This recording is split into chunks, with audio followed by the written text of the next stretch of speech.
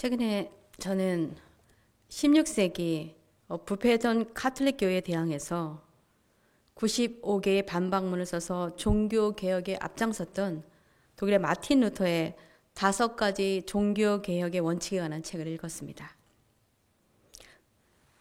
그것은 오직 성경, 오직 은혜, 오직 믿음, 오직 그리스도, 그리고 오직 하나님께 영광입니다. 그 주장했던 5가지 원칙 중에서 오늘은 오직 은혜에 대해서 오늘의 본문 말씀을 통해서 함께 나누고자 합니다. 당시 가톨릭 교회는 교황과 교회의 권위를 하나님의 말씀인 성경보다 더 높이 내세워서 구원은 노력과 선행과 고행을 통해서 얻어지기에 예수 믿지 않고 죽은 친인척들이 천국 가게 하기 위해서 교회에서 발행하는 면죄부를 돈 주고 사면 그들도 구원받을 수 있고, 또 면죄부를 사면 교회의 선한 일로 공헌한 것이기 때문에 면죄부를 사는 사람의 과거와 또 미래에 지을 죄까지 용서받는다고 성도들에게 잘못된 교리를 이용해서 화려한 성당을 짓느라고 막대한 비용이 필요했던 교회는 그렇게 면죄부를 팔아서 자금을 조달했던 것입니다. 마틴 루터는 오직 하나님의 은혜로만 구원받는다는 것을 성경 말씀을 근거로 왕들보다 그 당시 더 큰 권력을 가졌던 교황과 가톨릭 교회를 상대로 종교 개혁을 시작한 것입니다. 성경은 오늘의 본문 말씀 에베소서 2장 8절에서 9절에 은혜에 대하여 이렇게 말하고 있습니다. 너희는 그 은혜에 의하여 믿음으로 말미암아 구원을 받았으니 이것은 너희에게서 난 것이 아니요 하나님의 선물이라. 행위에서 난 것이 아니니 이는 누구든지 자랑하지 못하게 함이라. 많은 그리스도인들은 은혜란 말을 자주 사용합니다. 은혜라는 말의 그리스 원어는 카리스라고 하는데 이 말은 기쁨, 축복, 즐거움, 감사, 친절함, 선한 호의 등을 받을 자격이 없는 자에게 주는 혜택의 의미를 가지고 있습니다. 하나님께서 죄로 인해서 영원히 죽을 수밖에 없던 우리를 긍휼히 여기셔서 구원을 받을 만한 아무 자격이 없는 우리에게 자신의 독생자 예수 그리스도를 우리 죄를 대신해서 십자가에 죽게 하심으로 우리에게 영원한 생명을 얻을 수 있는 구원의 은혜를 베풀어 주신 것입니다. 그래서 우리는 그 은혜에 감사해서 기꺼이 하나님의 영광과 그분의 기쁨을 위해서 살아가게 되는 것입니다. 한 부부가 결혼해서 살게 되었는데 권위적인 남편은 아내가 따라야 할 규칙과 아내로서 해야 할 목록들을 만들어서 아내에게 매일 그것을 읽고 그대로 지켜야 한다고 요구했습니다. 그러나 아내가 해야 할 일과 하지 말아야 할 일, 아침에 몇 시에 일어나야 하는지, 아침 식사를 몇 시에 준비해야 하는지, 집안일을 어떻게 해야 되는지 세부사항까지 일일이 적어주었습니다. 그런데 그 남편이 몇 년을 죽게 되자 어느 정도 시간이 지난 후에 그 아내는 자신을 진심으로 사랑하고 아끼는 다른 남자를 만나서 결혼하게 되었습니다. 그런데 이 새 남편은 아내를 행복하게 해주기 위해서 자신이 할 수 있는 모든 일을 그녀를 위해서 해주었습니다. 그러자 그녀는 자신의 남편이 너무 고마워서 감사의 표시로 자신도 최선을 다해서 남편을 위해 살게 되었습니다. 그러던 어느 날 그녀가 집을 청소하다가 자신의 첫 남편이 지키라고 작성해 주었던 생활 규칙 목록을 서랍속에서 발견하게 됩니다. 그녀가 그것을 다시 읽어보다가 현재의 남편이 그녀에게 어떤 종류의 해야 할 일의 목록도 주지 않았음에도 불구하고 그녀는 첫 남편이 자신에게 적어뒀던 모든 일들을 그대로 하고 있는 자신을 발견하게 되었습니다. 그녀는 자신이 지켜야 할 의무여서가 아니라 자신의 새 남편이 자신을 진심으로 사랑해주고 자신에게 너무나 헌신적이었기에 자기도 모르게 남편을 기쁘게 해주려고 모든 것을 즐겁게 하고 있었다는 것을 깨달은 것입니다. 이것은 율법과 은혜의 관계를 우리에게 잘 보여주고 있습니다. 율법은 우리를 하나님의 말씀에 외부적으로 순종하게 하지만 우리가 겉으로만 지켜내는 행위로는 구원을 받을 수 없고, 그런데 은혜는 우리를 마음에서 우러나오는 자발적인 순종으로 주님의 말씀과 법도를 지키게 해주기 때문에 우리는 예수를 우리의 구원자로 믿고 사랑하고 순종하는 것으로 구원을 얻게 되는 것입니다. 이것에 관해서 성경은 갈라디아서 2장 16절에 이렇게 말씀하고 있습니다. 사람이 의롭게 되는 것은 율법의 행위로 말미암음이 아니요 오직 예수 그리스도를 믿음으로 말미암는 줄 알므로 우리도 그리스도 예수를 믿나니 이는 우리가 율법의 행위로서가 아니라 그리스도를 믿음으로써 의롭다함을 얻으려 함이라. 율법의 행위로서는 의롭다함을 얻을 육체가 없느니라. 그럼 하나님께서는 왜 아무 자격 없는 죄인인 우리들에게 그렇게 큰 구원의 은혜를 베풀어 주시는지 그 이유를 알아야 합니다. 그것은 바로 우리가 하나님의 사랑하는 자녀이기 때문입니다. 우리가 우리의 자녀들이 아무리 잘못을 하고 우리가 원하는 대로 살아주지 않는다고 해서 그들을 향한 우리의 사랑이 없어지지 않는 것처럼 오히려 부족한 자녀들에게는 더 마음이 가고 불쌍하고 가엾게 여기는 것처럼 하나님께서도 우리가 하나님의 말씀에 불순종하고 그분을 떠나서 어둠의 영이 다스리는 세상 속에서 헛된 욕망들을 쫓아 살고 있던 우리를 아직도 긍휼히 여기시고 사랑하시기 때문에 우리에게 구원의 은혜를 선물로 주신 것입니다. 오늘의 본문 말씀 3절에서 5절은 이렇게 우리에게 말씀하고 있습니다. 전에는 우리도 다 그 가운데서 우리 육체의 욕심을 따라 지내며 육체와 마음에 원하는 것을 하여 다른 이들과 같이 본질상 진노의 자녀였더니 긍휼이 풍성하신 하나님이 우리를 사랑하신 그 큰 사랑을 인하여 허물로 죽은 우리를 그리스도와 함께 살리셨고 너희는 은혜로 구원을 받은 것이라. 이런 하나님의 사랑과 은혜를 예수님은 탕자의 비유를 통해서 설명해 주셨습니다. 아버지의 유산을 미리 달라고 요구해서 타지에 가서 다 탕진하고 거지가 돼서 남의 돼지를 치면서 먹을 것이 없어 돼지들이 먹는 쥐업 열매라도 먹으려고 하지만 아무도 그에게 그것조차 주는 사람이 없었습니다. 그때 문득 그는 부자인 자신의 아버지가 생각나고 염치 없고 면목 없지만 다시 아버지의 집으로 돌아오게 됩니다.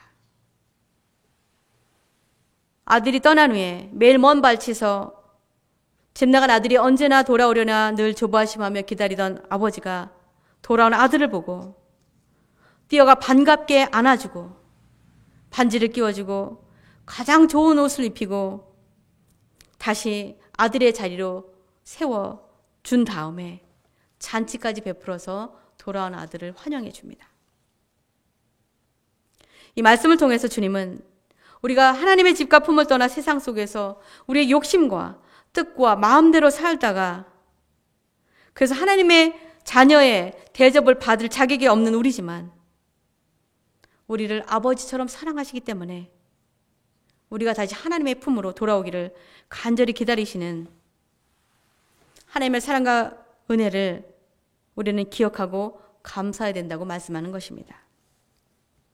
하나님께서 우리에게 얼마나 큰 은혜를 베푸시는지 성경은 시편 103편 10절에서 14절에 이렇게 기록하고 있습니다. 우리의 죄를 따라 우리를 처벌하지 아니하시며 우리의 죄악을 따라 우리에게 그대로 갚지는 아니하셨으니 이는 하늘이 땅에서 높음 같이 그를 경외하는 자에게 그의 인자하심이 크심이로다.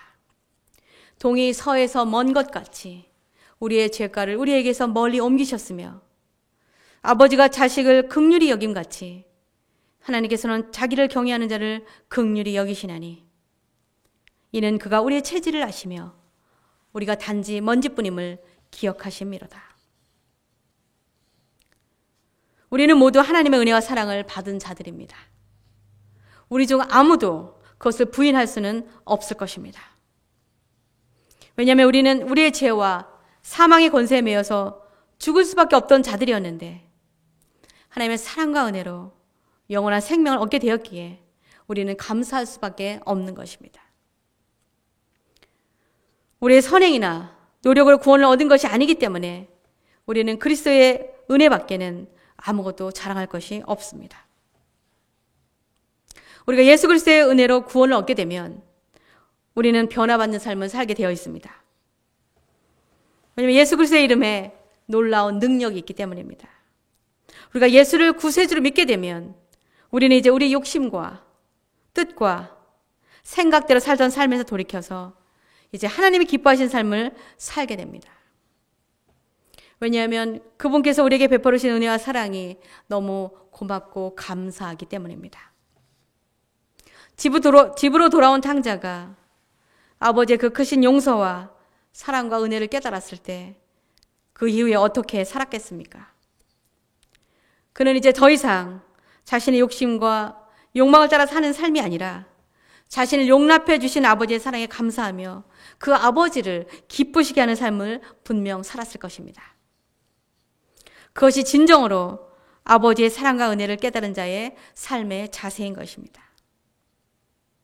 비윤리적이고 무자비했던 노예 상인에서 하나님의 사람으로 변화받은 존 뉴턴은 어린 시절 어머니인 엘리자베스 뉴턴을 따라서 교회에 다녔는데 그의 어머니는 아들 존이 이 다음에 커서 목사가 되기를 꿈꾸었다고 합니다. 그러나 존이 7살이 채 되기 전에 어머니를 결핵으로 잃게 되자 그는 하나님과 교회를 떠났고 선장이었던 아버지를 따라서 11살에 처음 항해를 시작합니다. 어린 나이에 거친 뱃사람들과 지내면서 그는 너무나 나쁘고 방탕하게 10대와 20대를 살았습니다. 그는 사람을 함부로 취급했고 잔인한 행위를 서슴지 않고 하나님을 모독하고 자기 자신도 1년 이상 노예로 아프리카에 잡혀 있다가 죽을 뻔하다가 구조된 후에 자신도 노예선의 선장이 되어서 살게 되었습니다. 그러던 어느 날 항해 도중에 거친 파도와 맹렬한 폭풍우를 만나서 그 배를 조종하기 위해서 자신의 몸을 배의 키에 묶어야 할 정도로 절대절명의 상황에서 그는 22년간이나 잊고 있었던 하나님을 찾고 부르짖으며 어린 시절 어머니가 가르쳐주신 성경 말씀을 기억하면서 하나님께 자신을 도와주셔서 자신을 살려달라고 간절히 기도했습니다. 놀라웠게도 그 거친 파도가 잦아들고 생명을 건지게 되자 그는 하나님께서 자신을 구해주셨음을 분명히 깨닫고 주님의 은혜로 다시 하나님께 돌아오게 되었습니다. 세상 무서울 것 없이 거칠고 무자비하게 살았던 존 뉴턴이 주님의 은혜로 변화되어서 38살에 목사 안수를 받고 복음 전도자로 찬송가 작곡자로 하나님을 섬기고 노예 무역의 죄악을 폭로하면서 친구였던 윌리엄 윌버폴스와 함께 대영 제국의 노예 제도를 폐지하는 데 큰 역할을 하게 되었습니다. 자신처럼 비열하고 가치 없는 인간을 구원해 주신 하나님의 놀라우신 은혜에 감사해서 그는 그 유명한 찬양인 나 같은 죄인 살리시라는 찬양의 노랫말을 지었습니다. 우리도 돌이켜보면 분명 하나님께서 도와주지 아니하셨더라면 이루어지지 않아서 수많은 일들이 분명 있었을 것입니다. 우리가 미처 그 당시에는 깨닫지 못한 수많은 일들도 우리는 비록 고생하고 힘든 시간이어서 눈물 흘린 시간이었을지라도 그 모든 우리 삶의 순간순간마다 하나님의 선하신 인도하심과 도우심의 손길이 있었음을 우리는 기억하고 감사해야 할 것입니다. 우리는 하나님께서 선하신 목적을 가지고 지으신 하나님의 자녀들이기에 우리는 하나님의 영광과 그분의 기쁨을 올려드리는 삶을 살아야 합니다. 오늘의 본문 말씀 10절에 우리는 그가 만드신 바라 그리스도 예수 안에서 선한 일을 위하여 지으심을 받은 자니 이 일은 하나님이 전에 예비하사 우리로 그 가운데서 행하게 하려 하심이니라. 우리가 주님 안에서 선한 일을 행하게 하시려고 우리에게 값없이 큰 은혜를 베푸셨기에 우리도 하나님의 놀라우신 은혜와 사랑을 기쁨으로 다른 이들에게 전하는 삶을 살아야 합니다. 우리가 만약 그분이 우리에게 행하신 놀라운 일들을 우리만 알고 우리만 구원받는다면 우리는 악하고 게으른 종이라고 주님 앞에서는 그날에 책망받게 될 것입니다. 그래서 우리는 우리가 받은 은혜와 사랑을 다른 사람에게도 베풀고 전함으로 예수의 사랑과 은혜와 구원의 복된 소식을 말로만 전하는 것이 아니라 우리의 삶으로 전해야 합니다. Baskets of Silver라는 책에 이런 이야기가 있습니다. 찰스 스펄전과 조셉 파커는 19세기에 런던에 있는 서로단 교회에서 목회하고 있었습니다. 한 번은 파커 목사가 설교 시간에 스펄전의 고아원에 있는 아이들의 관리 상태가 좋지 않다고 언급했는데 파커 목사가 스펄전의 고아원을 비판했다는 말로 스펄전의 귀에 들려졌습니다. 그래서 스펄전은 다음 주에 설교 강단에서 파커 목사를 맹렬히 비난했습니다. 그 스펄전의 강한 반격은 신문에 실렸고 런던 시내의 화제거리가 되었습니다. 사람들은 이제 스펄전 목사가 한 말에 대한 파커 목사의 반박 설교를 듣기 위해서 다음 주 일요일에 파커의 교회로 몰려들었습니다. 근데 파커 목사는 저는 스펄전 목사가 오늘 교회 강단에 서지 않는다는 것을 압니다. 그런데 이번 주일이 스펄전의 고아원 어린이들을 위해서 헌금하는 주일이기에 오늘 이곳에서 여러분들이 사랑의 마음을 담아 헌금한 것을 스펄전 고아원에게 전해줄 것입니다. 그렇게 말하자 회중들은 기뻐하면서 헌금위원들이 헌금하고자 하는 사람들이 많아서 헌금함을 3번이나 비워서 다시 돌려야만 했습니다. 그 주 후반에 파커의 서재로 스펄전 목사가 찾아와서 이렇게 말했습니다. 파커, 당신은 저에게 큰 은혜를 베풀었습니다. 당신은 제가 받을 자격이 없음에도 불구하고 제게 꼭 필요한 것을 주셨습니다. 우리는 우리 주변에서 우리가 좋아하는 사람들에게 친절하고 호의를 베풀며 아무 대가 없는 사랑을 베풀기는 그렇게 어렵지 않습니다. 그러나 우리의 선한 친절과 축복을 받을 자격이 전혀 없어 보이는 사람들에게 기꺼이 우리의 사랑과 호의를 베푸는 것은 쉽지 않습니다. 그러나 우리 자신도 아무 받을 자격이 없음에도 불구하고 주님의 크신 은혜와 사랑과 은총을 받은 것을 기억하고 진정으로 감사할 때 우리는 기쁨으로 우리가 가진 것을 나누어주고 그들을 보살펴주고 사랑과 관심과 은혜를 베풀 수 있게 되는 것입니다. 그들이 받을 자격이 있어서가 아니라 나에게 구원의 은혜를 베푸신 주님이 기뻐하시는 일이기에 우리는 다른 이들을 용납하고 사랑을 베풀 수 있는 것입니다. 우리는 오늘의 말씀을 통해서 우리의 행위로 구원받는 것이 아니라 예수 그리스도를 믿는 믿음을 통해서 하나님으로부터 구원의 은혜를 선물로 받는다는 것을 깨닫고 우리도 거저 얻은 은혜와 사랑을 그리고 그 복음을 다른 이들에게도 전하는 삶을 살아야 한다는 것을 배웠습니다. 그리고 우리가 진정으로 하나님의 은혜로 구원받은 자라면 우리는 이제 하나님 아버지를 기쁘시게 하는 삶을 살아야 합니다.